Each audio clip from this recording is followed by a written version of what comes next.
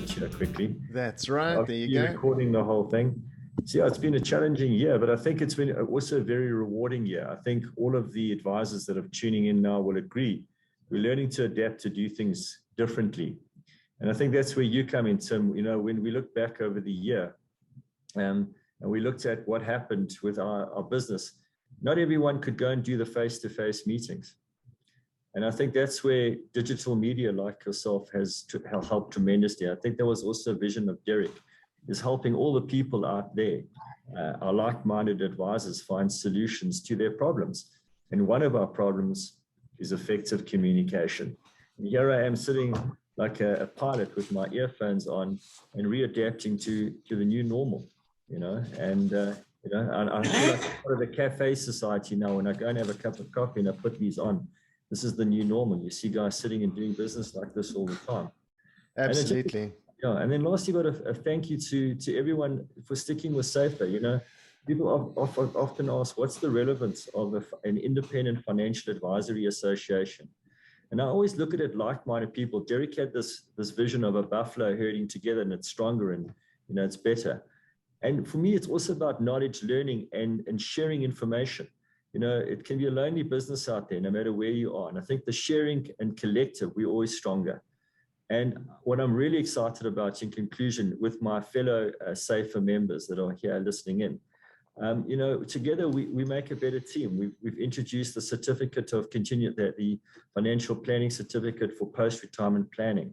You know, we've got these interactive breakfasts, which I think was very innovative, and so forth. So I think, you know, you can kick off now, Tim, but for me and for Ed and for everyone, we're very grateful for SAIFAA. I've met people like Chris Ellis, you know, quality people in the industry. You know, the whole of the SAIFAA team, quality people where we engage and interact with ideas. And I'm very excited about the CPD points in the year. We all get a bit lazy. What a wonderful pleasure of being part of SAIFAA, and we can earn our CPD points with like-minded people, with topics that we find important and relevant. So those are just my quick introductory points that I thought I'd make today. And again, to welcome everybody, each and every person that's tuned in today. You know, everybody together collectively makes a difference.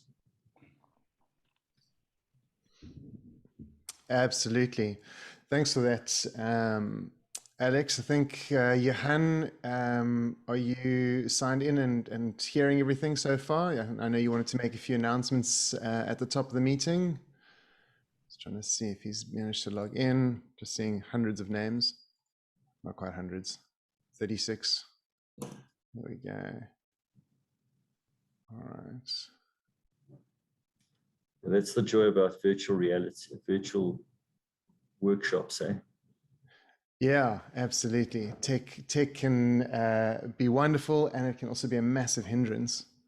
And I can't hear anybody's generators thumping away. So the good news is it seems like everyone's got power. That's good. Yeah, for now. Don't jinx it for us, Alex. Good morning, guys. I for some reason can't link, but I'm here. I'm part of the meeting. Fantastic. Thank you, Johann. I can hear you. I can't see where the sound's coming from, but that's great. I'm talking from Bui's computer. Okay, fantastic. All right, do you want to go on with your welcome notes, Johann? Thank you very much, guys. I'm sorry for not linking. From my side, welcome to everyone. And Alex, I missed the first part now. I'm sure you already said welcome to everyone. I did indeed. What I would like to add is just feedback on the CPD points. We have secured the process. We have finalized the process. And can you still see me? Oh, okay. And what is happening now is that we just need a confirmation from everyone for the first session last month, as well as this month, to confirm their ID numbers. Once you've confirmed your ID numbers, then we'll be able to send the CPD certificates to all full members. Okay. Right. And then Super. the second point on the agenda is the debit order system. Documentation will be sent out to the members within the next week or so. That's wonderful. Thank you, Alex. Over to you, Brad. Right, and thank you, Johann. I think that's a very positive thing. So look, we all agree, all of us listening, we all need continuous learning points, CPD points.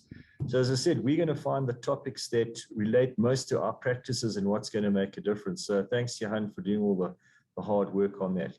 So the good news is when we tune into these breakfast sessions, whether we're having fund managers talk to us or keynote speakers, etc., we're going to be earning our CPD points and ticking those blocks for compliance as well. I think, again, back to the key reason why we're here today with Tim Slatter and his team is how to effectively communicate with our clients out there. If you've got hundreds and hundreds of clients, as we do, it's impossible, obviously, for one person to effectively communicate all the time. I'll give you a quick example, Tim, and to everybody. I'm sure you all face the same problems.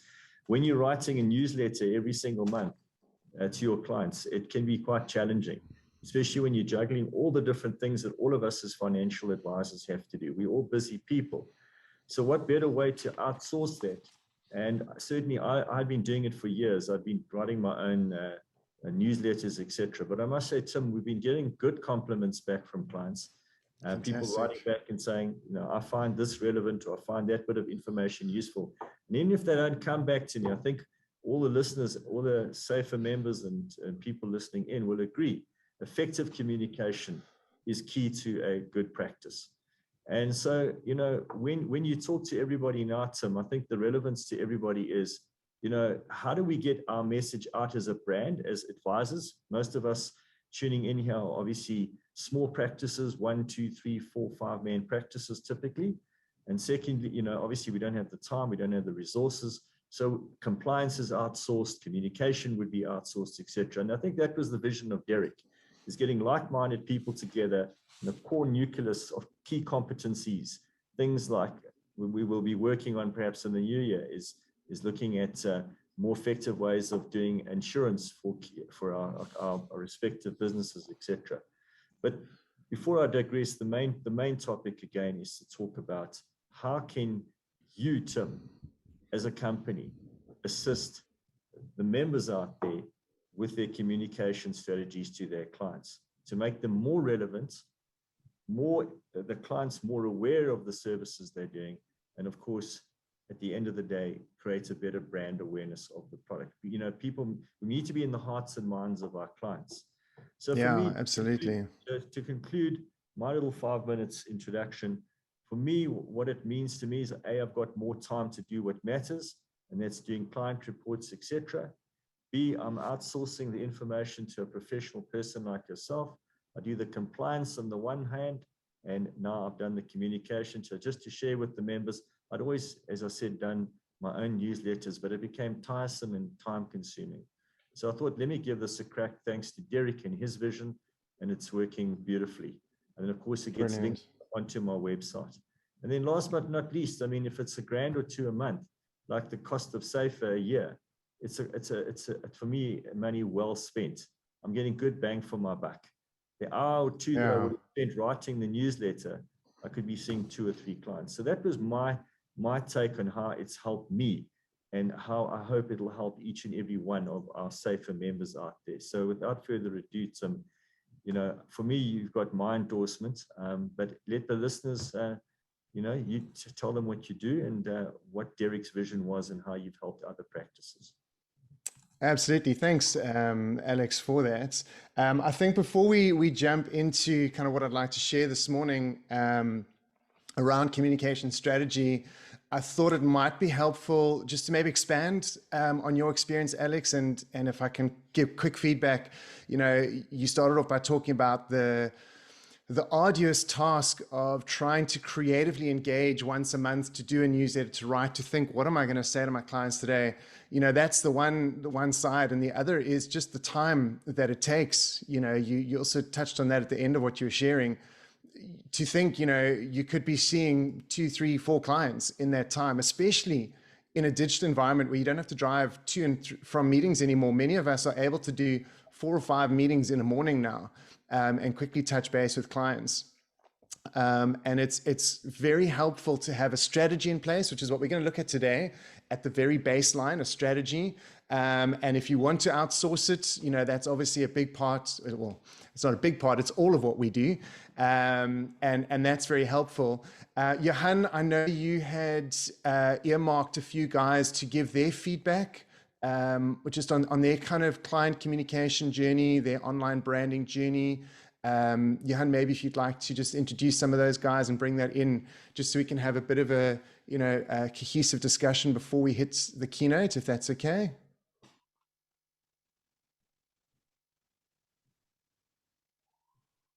Must be Eskom power failure there. Can Johann hear you? Johann, have you got us? Every time this happens, I remember that meme of everyone sitting around a seance table and saying, Susan, are you in the room? Susan, can you hear us? Susan, are you there? Tim, can you hear me? Yes, got you, Johann. Got Okay. you loud and clear. All right. I got it sorted out. Batty also couldn't link. I sent him the link and Okay, to one or two fantastic. other people. All right. We are listening. Great. So Johann, I think you approached 1 or 2 members of SAIFAA or delegates this morning to share their experience of online. Terence, yes, that was one. Yes, I'm here. Good morning. Hi, Terence. Thanks for joining in. You also had some experience with Tim, if you want to share that with us.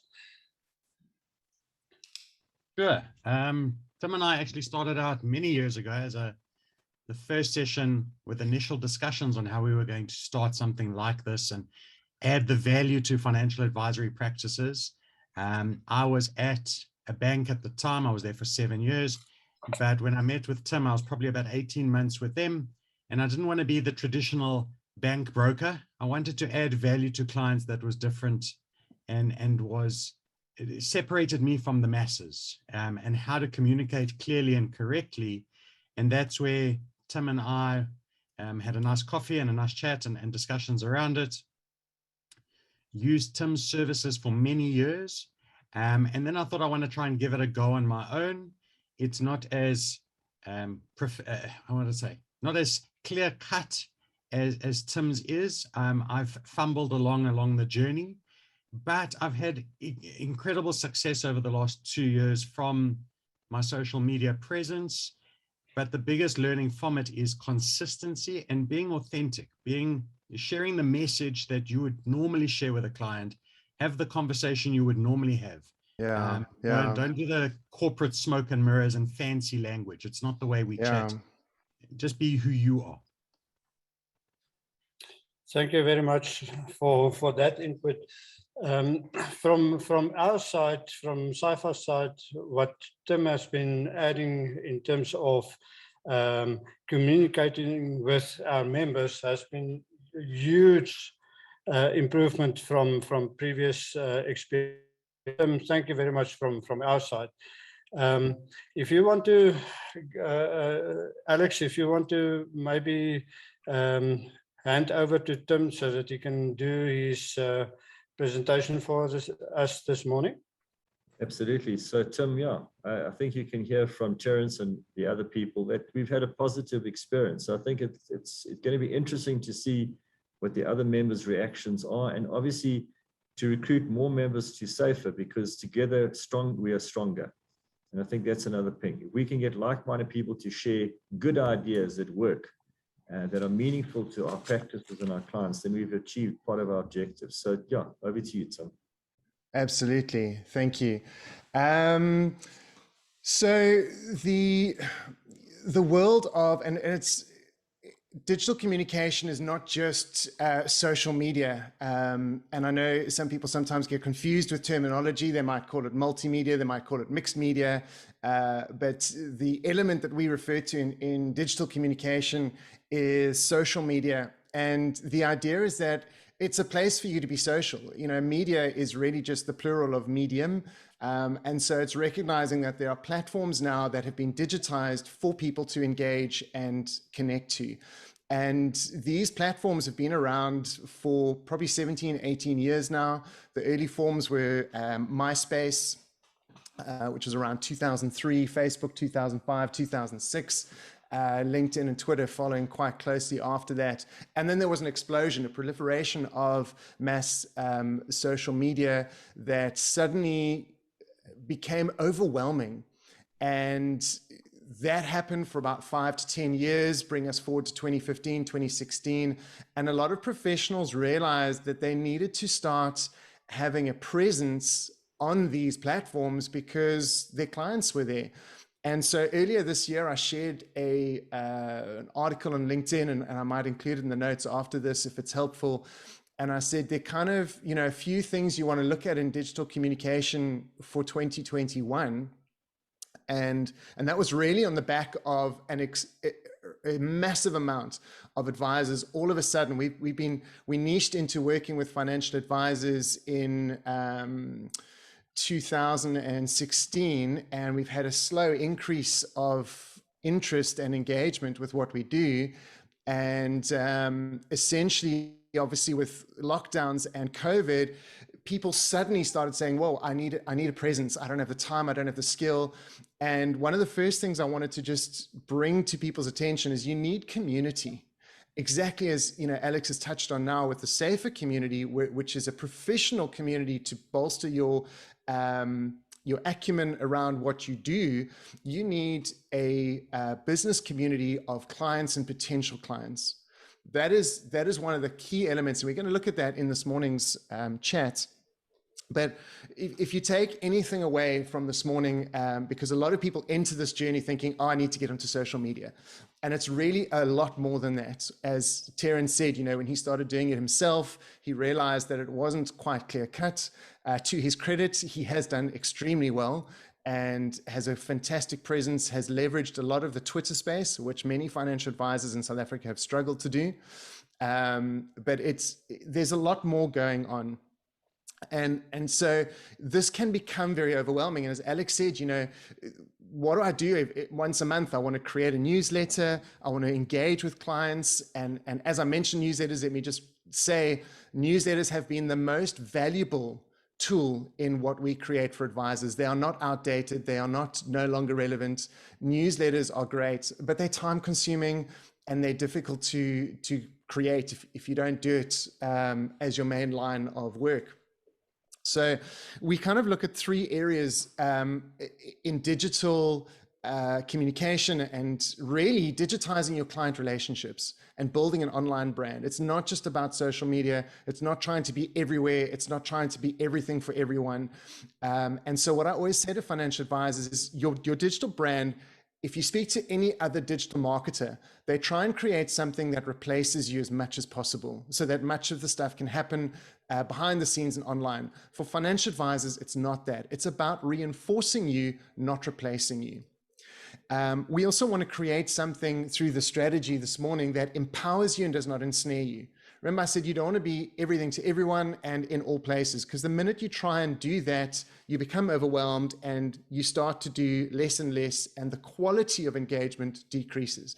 So we say rather go in with a more laser focus, be more direct, and give your clients an experience, a quality that is really significantly and noticeably value adding. And I define value as the difference you make. If you're not making a difference in a client's life, you're not adding value. And so ultimately then how we can measure that, the metrics, it's not about clicks to your site, it's about calls to your phone, messages, WhatsApps, direct emails. It's about getting engagement with your clients. And I always say you want to kind of set your digitized process up to achieve 3 things. You want to attract, you want to connect, and you want to engage with clients. It's not just about putting up a monologue and saying, this is what we do. Your website shouldn't just be a brochure. Your social media should not just be about, well, I've got a digital business card here on LinkedIn, and that's as far as it goes. It's got to be about creating a consistent conversation. And so as we create this consistent conversation in the digital environment, and remember, this is not to replace you, it's to reinforce you. So your normal client face-to-face meetings should still be happening. Your, any other kind of marketing tools or communication tools that work for you, keep those up. This is to build into it and to say, how do we move our practice forward? How do we create a base that engages in a sustainable manner in the digital space? And so we look at 3 areas that I found is very helpful to communicate, well, what does an online brand look like for an advisor? It's not just the social media. Social media is one element, and it only has value when it's propped up by a website. And I always say your website is the cornerstone content. It's where if someone Googles you, that there's a place that you own on the website. It speaks to what your brand is, what your message is, what your value proposition is. That is then bolstered on the right over here with your blogs and your emails that create conversations and brand awareness. That can be extended to social media, that does brand reinforcement and potentially lead generation back through your website, building your search engine optimization and your personal brand, conversations, brand awareness, and it continues. When we've got this in place in our strategy, we start to build something that's sustainable. And it can be overwhelming. And as Alex said right at the start, he chose to outsource some of the stuff with us.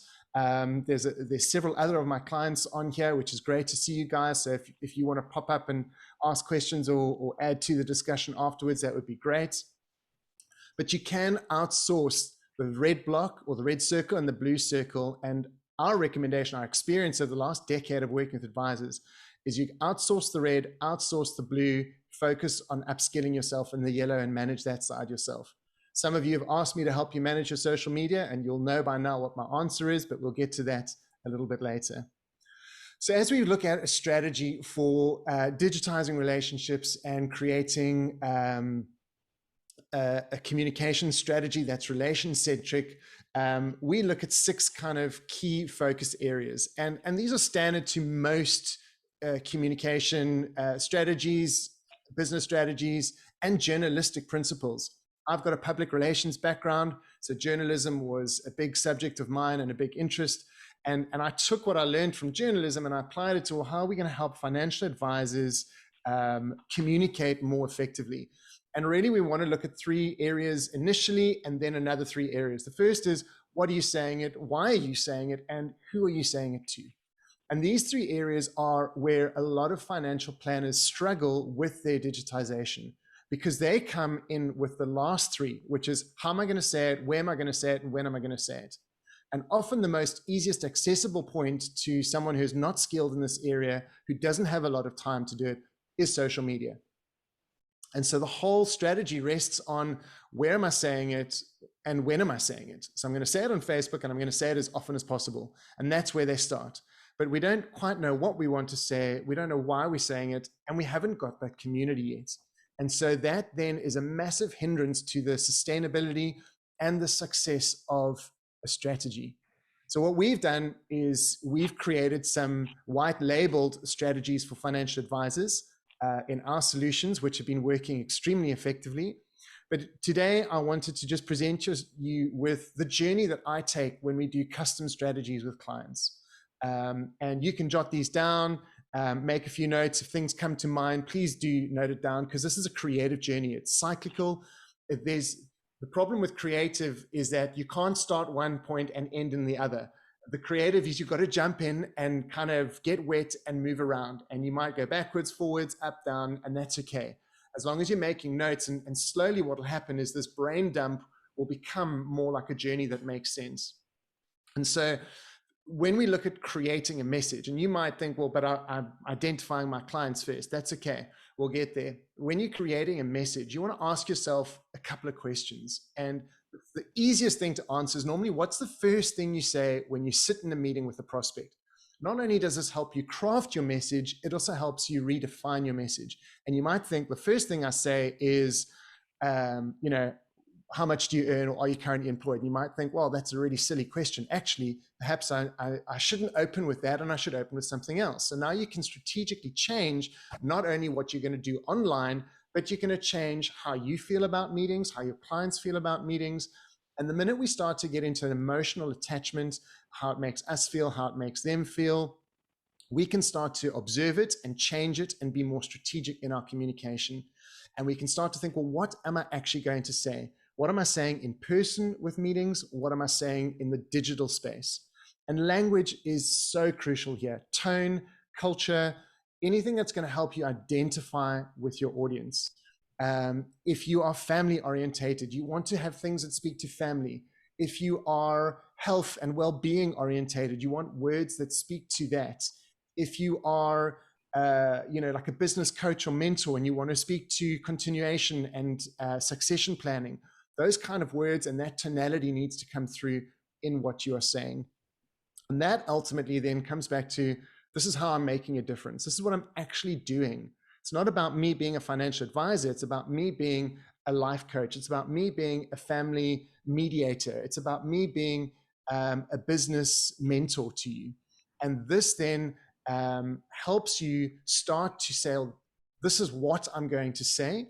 And that then leads to, well, why am I saying this? Which again allows us to observe and reflect and say, well, is this in line with where I want to be as a financial advisor? Many advisors start in a journey of being in a tight space, getting frustrated, wanting their independence and moving into the IFA space, which is largely who we are all in this meeting today, which is fantastic. And there's a strong journey of reflection to get you to this point. And so doing this in your strategy revitalizes that. And it reminds you, this is why I love what I'm doing. And so considering these questions over the next few weeks as we exit the year and into the new year, it's an amazing, powerful journey for you to remember what connects you to what you do, what connects you to your clients. Why do you think it's valuable? Why do they think it's valuable? And so this is what we want to bring into our digital strategy. Not only is it good for a business model and business design, it's good for what we're communicating with our clients. Because remember, we want to attract, connect, and engage. And these things all build into that journey for you. Sorry, I'm just seeing a question here from Boyesile. Need some extra. Why do I do what I want to do it? And add the way that I do it. Absolutely. So you can look at the way you're doing things, and the way maybe is a combination between what I'm doing and why I'm doing it, to speak to what that journey actually looks like. Thank you for that input, Boyesile. The next step in the journey is then who's going to benefit. So if I know what I'm saying and why I'm saying it, it's now a little bit easier for us to identify who are the typical people that we're going to add value to. And you can ask yourself some basic demographically relevant questions. How old are your clients? What do they like doing? Where do they live? And I always say, if you're struggling with this, because this I think is a bugbear for advisors, is trying to nail down their ideal client, is always actually just look at yourself in your own life and start to be comfortable with being vulnerable with who you are and what you do. Terence, if I can pull on your experience, a big part of your journey over the last 7 years, 9 years that we've been working with is starting to bring your family story more into your business story, I think. Is that right? Is that accurate? Absolutely. It's something that makes it personable, it's relatable, it identifies with my ideal client, and they show that this is actually who I am. And in at least 1 or 2 messages a week that I put out is a personal, it's about me, it's about my family, it's my journey and what we experience. And that's absolutely, it definitely cements a relationship. Yeah. And I think this week you updated your LinkedIn header, and it's actually a family portrait. Yes. Which is extremely vulnerable. A lot of people are very kind of, I don't want to put pictures of my family up there. You'll know if you follow my stream, I posted a picture of my daughter the other day. I often bring my family in, and those posts get the highest response. In my mind, I think whenever I give a tip about this is a great way to write a blog, or this is a good way to build your brand, I think, sure, I'm going to get lots of engagement. I'll get like 6 likes. And then I post a picture of my daughter playing guitar when she was 2 years old. And it gets like 30 likes and 15 comments and 2,000 views. People recognize that that's important to me, and they go, well, that's important to me too. And this is also not only a way to identify with your ideal client, also a way to filter out your non-ideal clients. And this is something I've learned from Brian Foster. If you guys are aware of Brian Foster, if he's on your radar, but check him out. He says it's important to filter out the ways in which clients are in your book, but they are the biggest hassle clients. They're the guys you don't want to be dealing with. They ask all the questions, they don't generate the income. You've got to re-explain what you're doing and take them through the journey again. Those guys don't identify what you do and how you add value, because what's important to you is not important to them. And so a big part of these first three questions we've looked at: what do I say, why do I say it, and who will benefit from my message? All of this, as I've just brought Terence into the conversation there, focuses on the value that you bring. I wrote an article a while back saying that you are unique. I wrote unique with not a U-N-I-Q-U-E, I-O-U, that the uniqueness of your uniqueness is you. It's not the product you sell. It's not your 5 or 6 step financial planning that the FPI recommends everyone does. It's the way that you add value. Just as the, sorry, I think it was actually Johann was saying earlier, it's the way you do financial planning. It's the way you integrate life and money for your clients and take them. And so these first 3 steps of the strategy, really, for me, it's important for you to take time to just ruminate on this. Don't just quickly jot it down and go in 15 minutes. Write down a few things, think about it for a day or 2. Write down some more things, think about it for a day. Come back to it next week and revisit and go, actually, how much more we can do. And you start to craft a strategy. I always say to advisors that your brand is not your logo or your slogan. Your brand is the continuous conversation that you have with your clients. And so creating this value proposition that's built around what am I saying, why am I saying, and who am I saying it to is crucial to digitize relationships for financial advisors. Only once that's in the bag can we start to look at things like, what is this actually going to look like? How am I going to now present my message? And so when we do custom strategies for advisors, we go through a visual strategy deck composition where we build a high-res. How can I communicate this message through as few words as possible? Because you don't want to be too verbose. And that's why the right words matter, because you don't want to just fill a page with hundreds and hundreds of words. You want as few words as possible, and you want pictures where people can actually see themselves in the website.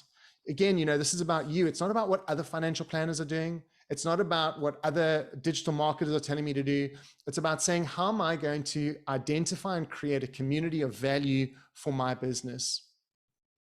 And so when we look at how you're going to say this, words are important.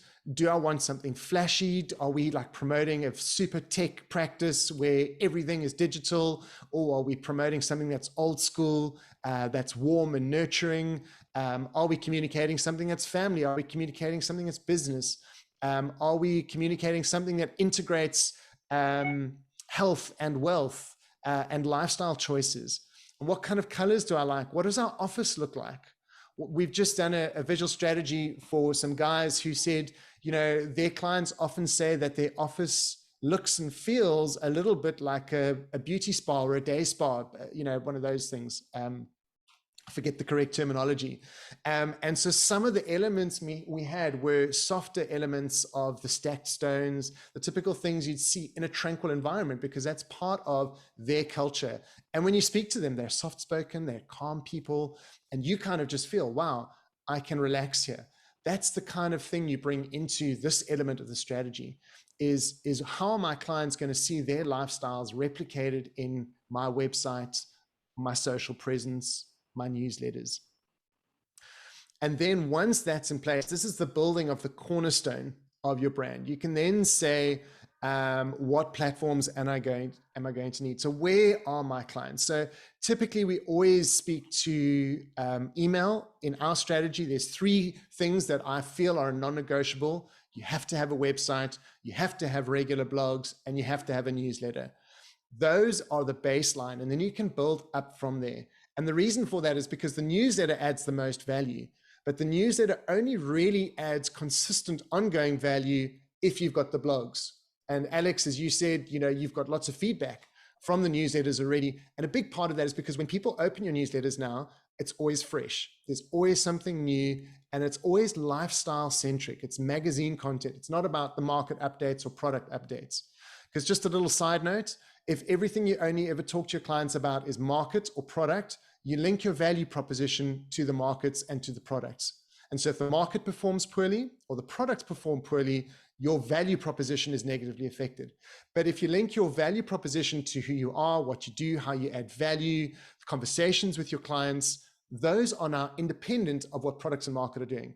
So if markets and product perform poorly, your clients come to you not to say, come on, Alex, what's going on here? They'll go, Alex, shucks, this didn't work. What's our next step? What do we do now?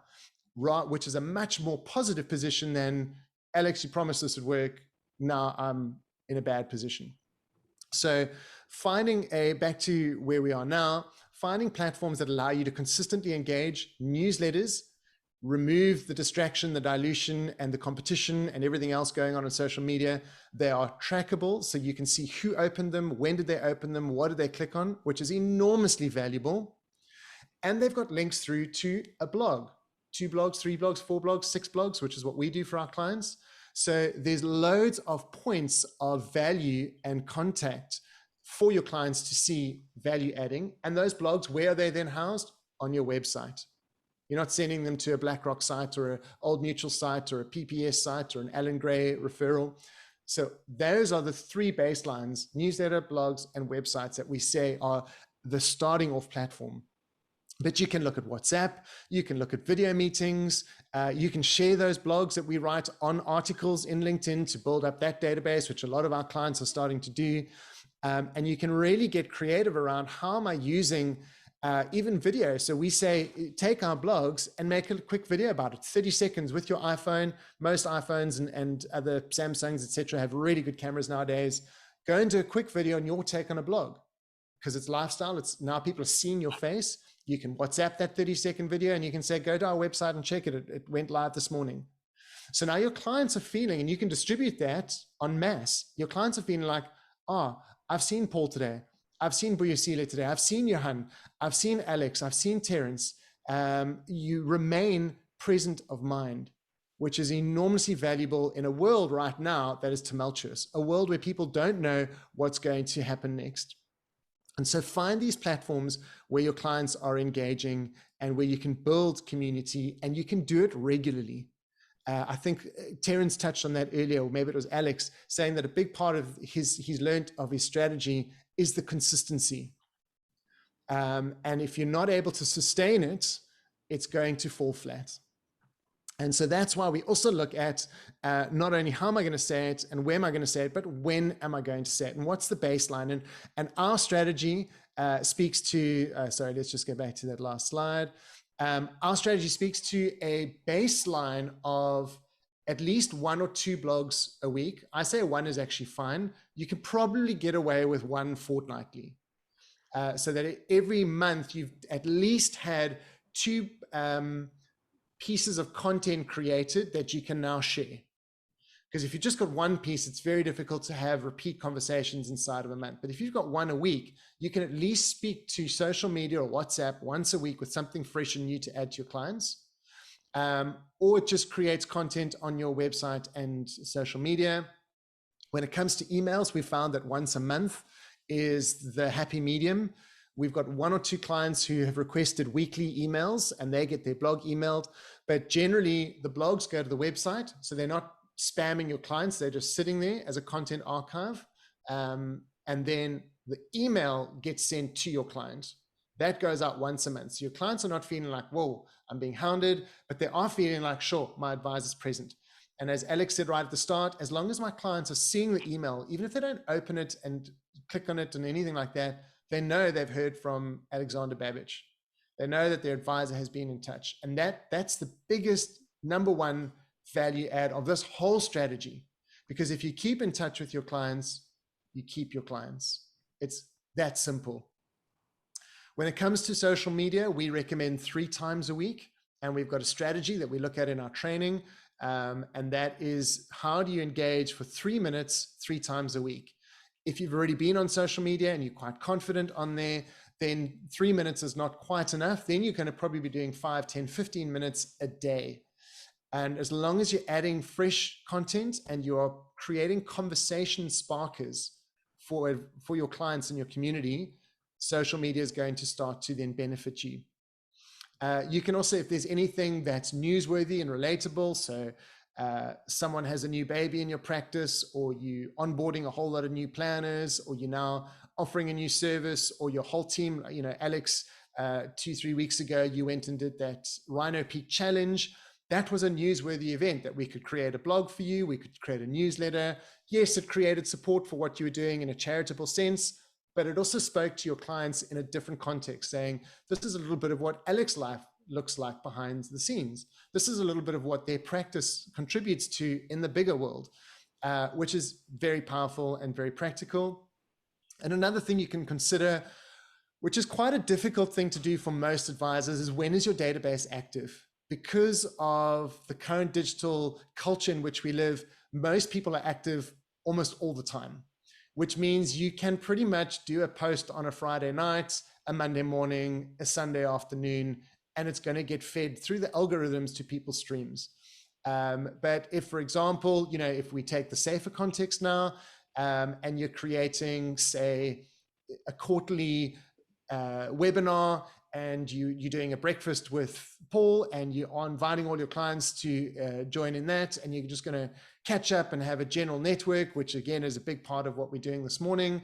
That is then another time to have content available leading up to it, a few days before it, sending out emails, sending out blogs. Have you read this? Have you engaged with this? So trying to think, how am I adding value at every point? Because the minute you start to add communication points that are not valuable, and you're trying to digitize something that's not adding value, you're going to struggle.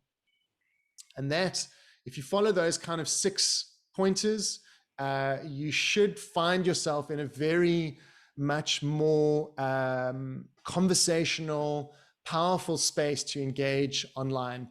As I said, Chair, if you'd like to book a meeting, I'd love to chat. We do little 15-minute intro meetings. You can book that through my site, or respond to any of the emails that we're sending through SAIFAA and engage that way. But I hope, and we'll get some feedback now, I hope a lot of what I've shared will empower you to do a lot of this yourself. But again, you know, as Alex also said, if you do need to outsource it, we are here to add support to help you in that. I thank you for my half an hour. I think I've managed to keep it in the scope. I'll hand over to Johann and to Alex to facilitate the next, or Edward, I think, is taking the next networking part of the session. Tim, thank you very much for all of that. And yes, Alex is going to lead the session now, the networking. I have a question, if I can maybe ask that and then go into the rest of the discussion. Twitter, I've been following that closely for I don't know how long now, but very, very interesting, but nothing related really to what I do, what are the businesses and all of that, more in terms of following the election and the politics and a lot of social interaction. Yes. And I'm getting a lot of likes and a lot of my tweets that's forwarded. But how do I bring it back to the business? That's my question. I've now Yes. I went past 50 followers, which I'm very proud of, without actively trying to get people to follow me. But how do I now bring it back to my business? That's my question. Cool. It's a great question. And for the most part, I don't recommend Twitter to financial advisors. Having said that, I'm seeing the smiling face of Gavin and Terence, who are both doing quite well on Twitter.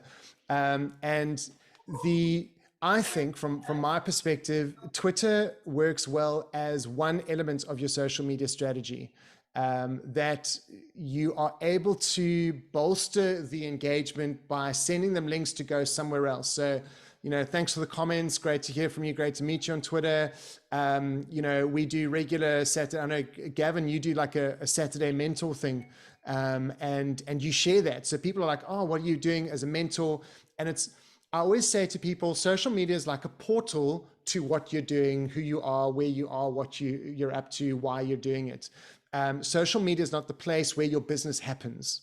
It's a portal to it.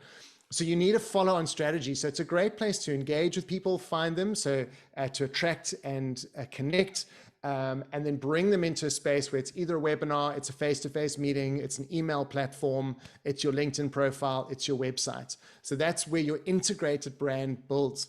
And my normal kind of approach to advise is to say, don't stress about the other platforms until you've mastered LinkedIn and you've got a website and you've got blogs happening in email, so that when you connect to someone, you could go, thanks for all the comments. And this is just an example.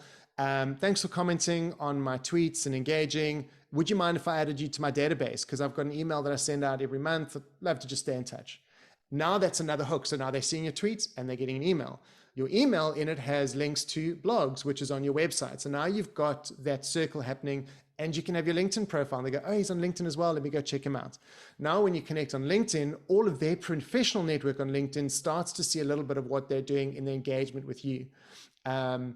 And, you know, I think both Gavin and Terence will confirm what I'm about to say, but building a profile on Twitter is very time consuming, and you have to be ridiculously consistent, and you have to be adding value and strategically connecting to people, not just hoping the right people will attract. And that's one of the challenges of Twitter as well, is to find the right people. LinkedIn, it's very easy to target people because you know what industry they're in, you have a very good idea of their qualifications, and you can target them. So that's kind of my take on Twitter. Is that helpful?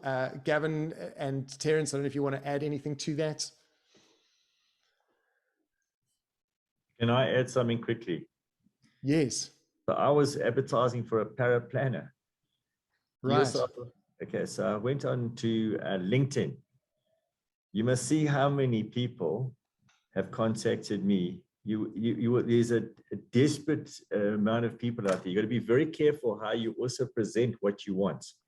So when you put your message out there, if you're not exactly specific, you're going to get every Tom, Dick, and Harry contacting you on LinkedIn. Yeah. So be very, very specific about what you put into that LinkedIn profile and what you want. Garbage in, garbage out. So that was just my 2 cents worth. Yeah. Thank you, Alex. I promise you this phone is full. And if you don't respond to them, then you get like spam coming through on all sorts of things. So be very careful. Remember, once it's on the digital platform and it's out there, your picture with your dog or your family or whatever, just be careful what you do put out there. Because as the kids at school know, once you say something or put something out there, you can't take it back. So just a word of caution that they teach the kids at school. You know, okay, I know where you are now. You gotta, you live in this house with this dog and blah, blah, blah. Just obviously just use a bit of discretion. Yeah. Okay, guys. Yes. Live in normal Yes, society. absolutely. So just pointing out a couple of things here for you as well. We know where to find you, sort of thing, you know? Yeah. Yeah. I was, there was a legal seminar on online communication, digital communication, a couple of years back that I attended, and I fielded a question from someone saying, when do you engage on social media and when do you engage on email? And the reply I gave to them was, if someone tweets you and starts asking you questions that fall even remotely in the scope of compliance or advice, remove it from Twitter and say, let's continue this on email. Because as a compliance standard, you're supposed to have all your emails backed up, and you've got a record of advice that works through those CRM tools. So never go and give advice that is in a compliance spectrum on social media. The social media is exactly what it is. It's about being social. Yeah, don't do a Rassi Erasmus either. Yes, Be careful. And also, just, you know, to all my fellow SAIFAA members, you also got to be careful from a branding perception. If you're negative about certain things, if you keep saying X about South Africa or Y about South Africa, you're always going to be careful of the perception that you create, or hidden. Derek Smorenberg, our chairman, said, hidden agenda, what's in it for me in terms and conditions.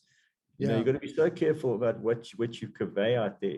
If you continually South Africa bashing, or continually the markets are going to do this, I like what you said there, Tim, that you said It's not about the markets and setting us a target on your back. There's none of us control the markets here. It's more about the branding and the media content. And I think that's where Ed's going to come in. He's been patiently sitting there. I don't know if we should just bring in Ed here quickly. Ed was our youngest member. He's patiently sitting there. Are you there, Ed? We lost him. I'm looking around. It's one of those things. I feel like a seance meeting here. I thought Ed was coming in. Are you going to talk? He's unfortunately just engaged in a thing. So while we're quickly waiting for him, can I tell you what my take was this? So you just had to take an urgent call. This is what my take is. And I'd like all the people to come in here as they see. I hope we can just open it to the floor if you don't mind, Tim. Just go for it. Everyone can unmute as they need to. So this is how I see SAIFAA. We always joke, and I think Johann and my committee, Harry and everybody will agree. We always joke, you SAIFAA with SAIFAA, because we're a professional community of people. That's the first thing that you said. You say it so well, Tim. You communicate so effectively. You do it better than we can do it. If somebody can do it better than we can do it, then give it to them. And I think that's what I've learned. I've had to learn to give what I'm not that good at. I'm good, but I'm not as good as, say, what you can do. Then are we like-minded people? I look at Rihanna there. I like your Aurora Borealis in the background there, Rihanna. And I've never met Gavin, and I can see lots of other faces here, Salome and Fiona and all the people listening in. Are we like-minded people? We want to share ideas. There's nothing worse than being fragmented.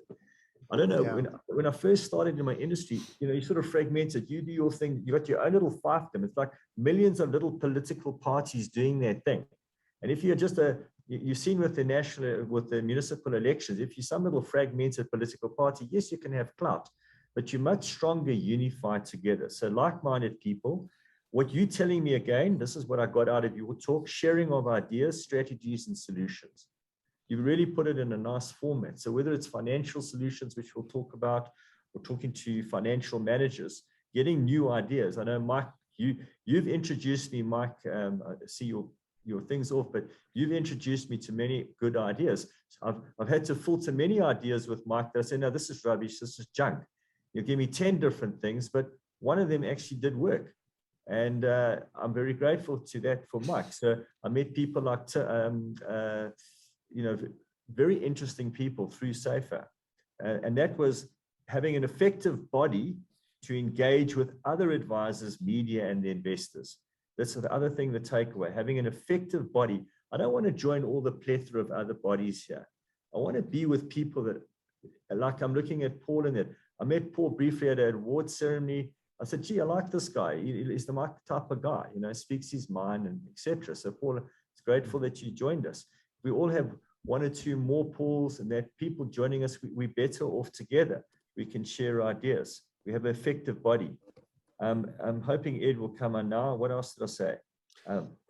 Before we jump to Edward, if I can jump in there, we've got a question in the chat just saying, Alex, how do we as SAIFAA share these great ideas with everyone as a collaborative effort? Actually, that's exactly the point number 5. So we must have telepathic people out there. One of the things I thought we'd also do is have a find an advisor link. When you go on to Alan Gray and that you have find an advisor, if people pay their 2,000 Rand, which I think is minimal, Tim, and I think everyone agrees, what's 2,000 Rand? If I can get one client giving me 10, 20,000 Rand fee and income from SAIFAA, find an advisor, surely that would be worth my while. And I'm getting my CPD points, et cetera, et cetera. So I think one of the things we should look at in the new year, and we've talked about it before, is having find an advisor link. So when you're a paying member of SAIFAA, you can click in there, the investment public can come in there, click in there, and they can say, gee, Paul's a great guy, Gavin's a great guy, Wesley's sitting in there, Philip, I'm looking at names here, Justin, Shannon, Grant, these are just names coming up, and Pete, etc. Grant McIntyre, all these, Albert Fritz, all these guys come up, and you say, look, this guy's in my area, click on here, yeah, he's convenient, I'm going to go and see him. And how do we get together? Well, in the new year, I think this breakfast initiative was instigated by SAIFAA members, people like Harry and Chris Ellis, who is another wonderful SAIFAA member on employee benefits. I think this coffee club culture idea, we all get together, spend half an hour, to an hour engaging with our people. That's how we enrich our lives, help with our investing in our knowledge. We're investing in our knowledge today. You know, when I'm writing that, I actually was trying to write a Christmas newsletter, Tim, and I got to half my page. I thought, stuff this, man. I've got too much on my plate now. I'm about to go away. And then I thank people like yourself. So I think in conclusion, better value proposition, also the perception of clients to all the SAIFAA members. When I say I'm a member of SAIFAA, I actually feel quite proud of that, because it suggests that we're part of a professional body, whether it's the University of the Third Age or all these bodies that you have. You got all these different bodies. What's the other one? You have these professional business meetings of retired people as well. When you've got a professional body of like-minded people, I don't know, it gives me a sense of purpose and direction and credibility. I mean, we've got some of the leaders in the industry. I look at Rihanna there as well, who's, you know, Rihanna, I mean, you know, you've taught Kehisa, and look how wonderful Kehisa has done. I mean, you taught him at school, and now he's an extremely successful advisor. There's the true educational side coming through. I can see you having a good laugh there, Rihanna. But again, a person that, you know, Rihanna gives back to the to people. Sustainability and consistency is another thing you said, Tim. And then, you know, in conclusion, you know, if people pay their 2,000 Rand, and we can get our hearts and minds into our clients and say, I'm a member of SAIFAA, I'm proud of it. The SAIFAA members engage and say, well, what is bugging us? I mean, when I went I was at an awards ceremony. In fact, Paul was there. It meant something to all of us to be recognized and appreciated. I think we all like that. I think unless you know, you're a narcissist, I think everyone loves to be appreciated and rewarded. And I think for me, it's a rewarding experience to engage with my fellow colleagues out there and say, you know, what are your problems? Are you okay? You know, how can we look at succession planning, and how can we look at getting better deals with fund managers? And that's a crap platform, and that's a good platform. And I'm not happy with this company and that company. And by sharing ideas, our collective minds and knowledge increase immeasurably. So I'm proud to say, I mean, in our practice, we've had our best year ever, Tim. And that's what I'd like to hope all the other members would you know, have a similar experience. If they are struggling and they're not doing well, you know, maybe they want to come and engage and talk with like-minded people. Maybe they're on their own or just two other people. Anyway, that's sorry, can I cut in quickly there? I know Bertie wanted to say something there. Alex, thanks for that. Bertie, do you want to share a question? Is Bertie there? Yes. Good morning. I linked on very late, so I'm sorry that I am taking your persona online, but that's fine. My apologies. I just want to add to what Alex was saying. You know, in terms of this to form a database where people can contact us, because I think all our SAIFAA board members, you know, ExCo members, have already experienced that. I had a senior person contact me yesterday out of the blue, a lady that was looking for investment advice and a trusted advisor, if it's so, and they came through the SAIFAA website and approached the ExCo members. So I just want to say it will easily work, because people are looking for a home where they can get advice, you know, without being forced into a marketing let's say relationship. They just need some advice and professional support. So it works. So we definitely knew you want to work on that one. Thanks. Thanks, Tim, and good feedback. Alex. Thanks, Bertie. I don't think it was mentioned earlier, unless I just switched off at that moment and wasn't concentrating, which is also possible.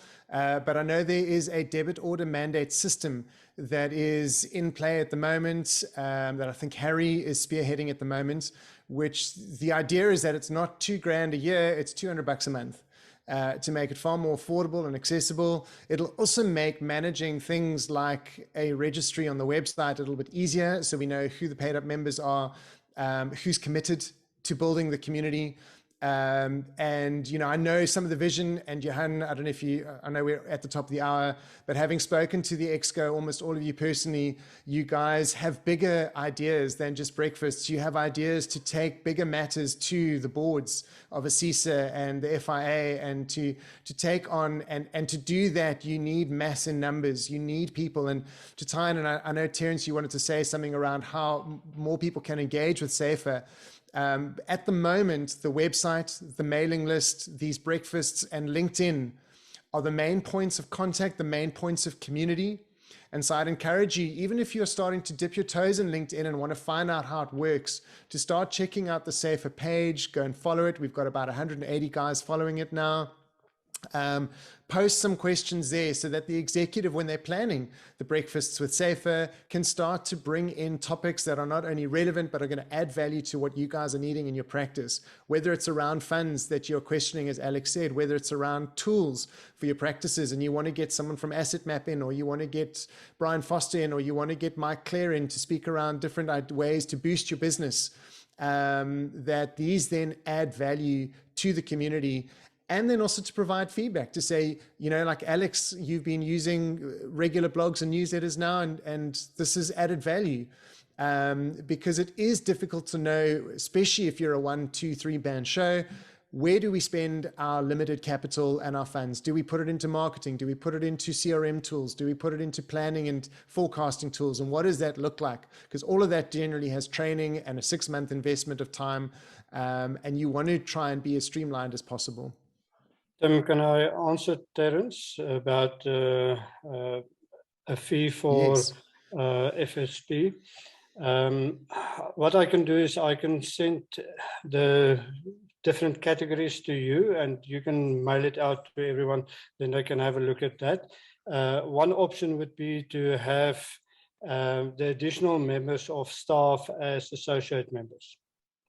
Right. That would be possible. But I'll send you the categories, and you can circulate that to everyone. Thanks, Fantastic. Harry. Appreciate it. Yeah, and thanks for, you know, as I said, if every week, every month, we just get a couple more like-minded people, it means we negotiate better rates, better fees. When we go to the FSCA and they're causing nonsense, and we say we've got I think Derek did an audit on our book. We had about 46 billion under management with all our SAIFA members. That's not a petty cash number. So you go to SAIFA and you go to the FSCA, so 46 billion, you keep throwing all this legislation at us. And that will be the next thing we'll do. I think we'll engage with the FSCA. So these are the issues we're having. And we'll ask all our members to give what their headache is. You know, these over-compliance, and doesn't necessarily lead to better client management. And these are the sort of other issues we will raise. But if we could get out those, how do you join SAIFA in that? I think that's the last thing, Tim. We must make it as easy as possible for like-minded people to join.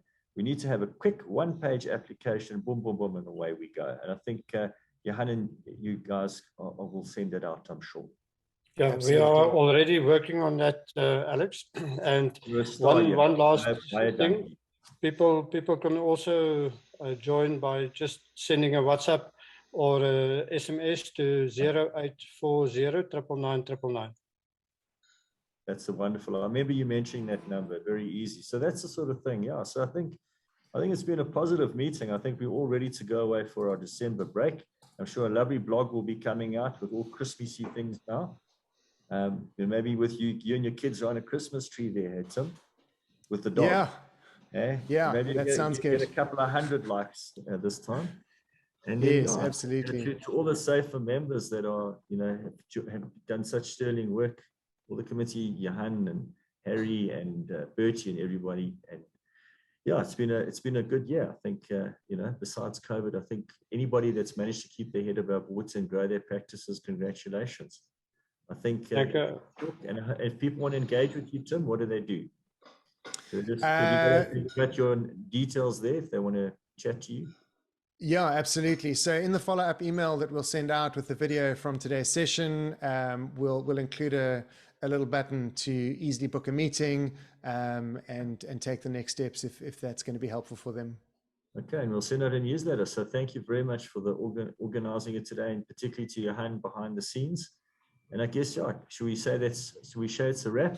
If there are any That's it, questions, absolutely. just send it. I think Ed's trying to write some business there in the sidelines, so we'll have to leave him. But thanks for everything, and to all the people from tuning in, have a wonderful rest of the weekend, and blessed and relaxed Christmas and New Year. Thank you, Alex, and to you too. Okay. Cheers. Thank you, everybody. Alex. Goodbye, everyone. Take Thanks care. very much, everyone. Take care. Bye, Mike. Bye. Bye. Cheers, everyone. All right. Stay safe. Bye.